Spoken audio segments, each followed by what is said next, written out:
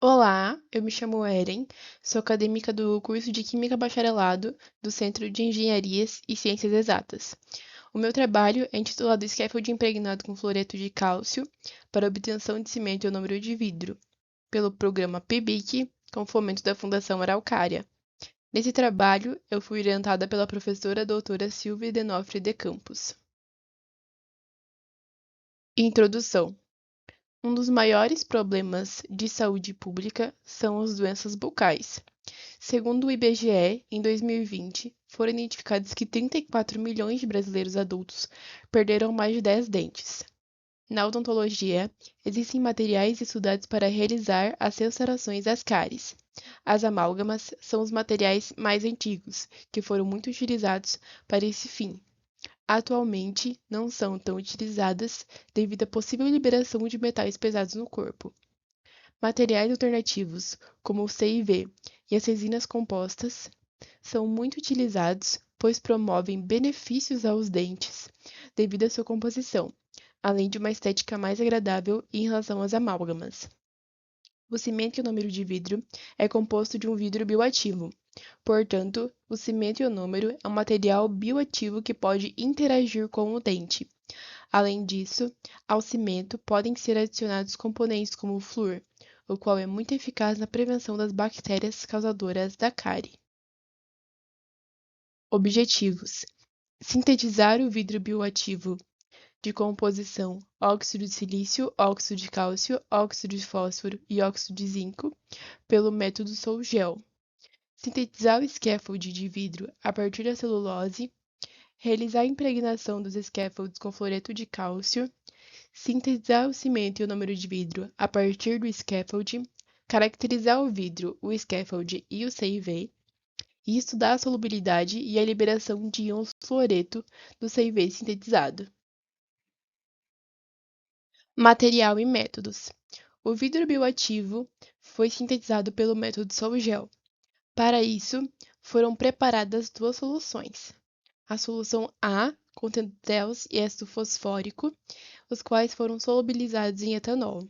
Essa solução foi mantida com agitação a aquecimento constante por 30 minutos a 50 graus. Após esse período, foi verificado o pH. Foi gotejada sobre essa a solução B, composta de nitrato de cálcio e nitrato de zinco. Foi mantida a agitação até a observação da formação de um gel. O gel obtido foi seco em mufla por 5 dias a 120 graus. O gel foi macerado e peneirado e assim obteve-se o vidro. Para a obtenção do scaffold, foram utilizados 80% de massa de vidro bioativo e 20% de massa de celulose. Esses componentes eles foram macerados e prensados e calcinados a 600 graus por 3 horas, obtendo assim o scaffold. Após, o scaffold foi impregnado com uma solução de fluoreto de cálcio por 1 hora em banho termostático. Após esse período, o scaffold foi filtrado e seco novamente em mufla por 1 hora a 100 graus, e o líquido filtrado foi reservado. Para a obtenção do CIV, foi utilizado o scaffold impregnado com fluoreto de cálcio triturado e o ácido tartárico e ácido polimetacrílico. Os componentes foram manipulados com espátula de Teflon sobre uma placa de vidro até a obtenção do cimento. Foram realizadas as caracterizações dos cimentos, do scaffold e do vidro por meio das técnicas de FTIR e DRX. Foram realizadas análises físico-químicas.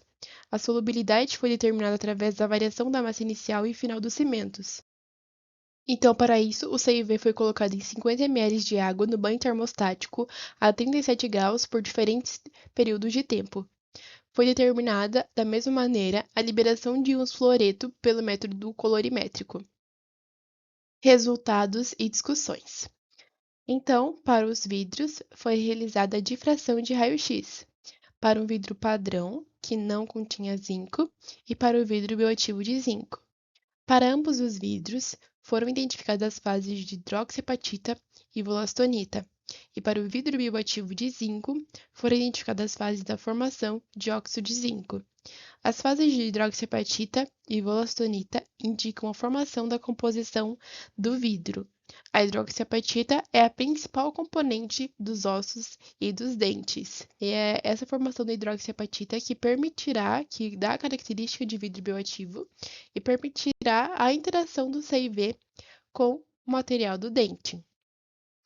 Nessa imagem, nós temos a difração de raio-x, então, em vermelho para o vidro bioativo de zinco e em preto para o vidro bioativo sem zinco. Então, foram realizadas análises físico-químicas com o tempo de trabalho.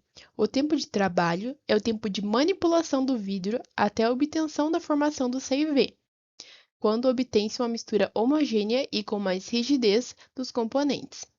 Foi aplicada a luz ultravioleta no intuito de catalisar a reação de presa, a qual implica no tempo de trabalho, e também catalisar o tempo de cura, o qual é o tempo necessário para que os cimentos estejam firmes e secos.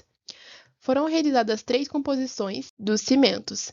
A primeira contendo apenas o vidro bioativo, a segunda contendo o vidro bioativo no formato de scaffold e a terceira, o vidro bioativo no formato de scaffold impregnado com fluoreto de cálcio.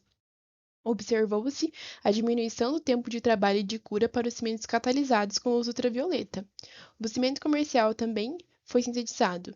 Foi observado um tempo de 1 minuto e meio para a reação de presa e o tempo de secagem de 5 minutos. Scaffold. Após a calcinação da celulose, o scaffold obtido apresentou uma perca de massa de 24%. Então, o scaffold ele foi pesado antes e após a calcinação, e após essa calcinação, a diferença desse peso foi de 24%. 20% nós atribuímos à calcinação da celulose e os outros 4% a possíveis compostos orgânicos. A perda de massa influencia no tempo de manipulação e interação do tecido do dente com o material.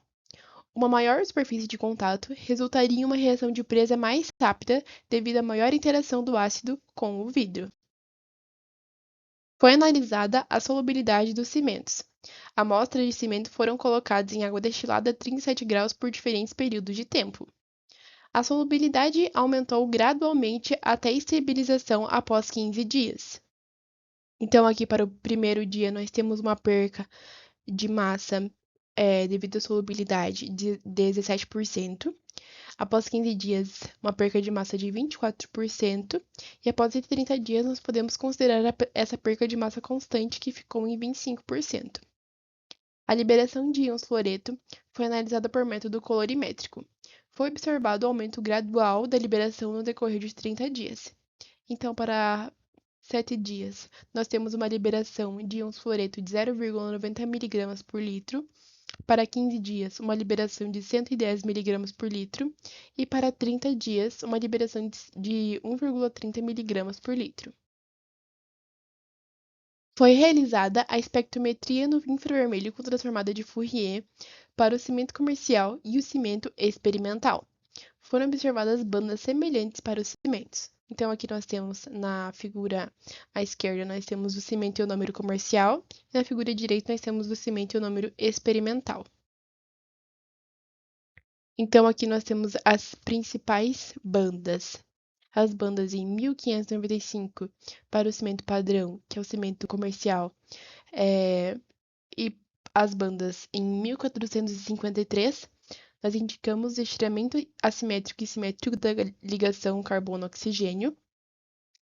Para as bandas em 1164 e 1153, nós indicamos o estiramento assimétrico da ligação de silício-oxigênio. Para as bandas em 790 e 722, elas correspondem ao modo de vibração angular do grupo silício-oxigênio. E para as bandas em 453, exclusivamente para o cimento experimental, nós temos a ligação de óxido de zinco presente na rede vítrea. Então, como conclusão, foi possível obter o cimento ionômero de vidro a partir do scaffold de vidro bioativo impregnado com fluoreto de cálcio, com um tempo semelhante ao CIV preparados comercialmente.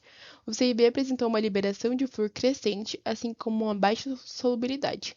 O CIV é o produto preparado com facilidade que pode trazer muitos benefícios ao dente. Agradecimentos à UniOeste e à Fundação Araucária pela bolsa concedida. Muito obrigada a todos.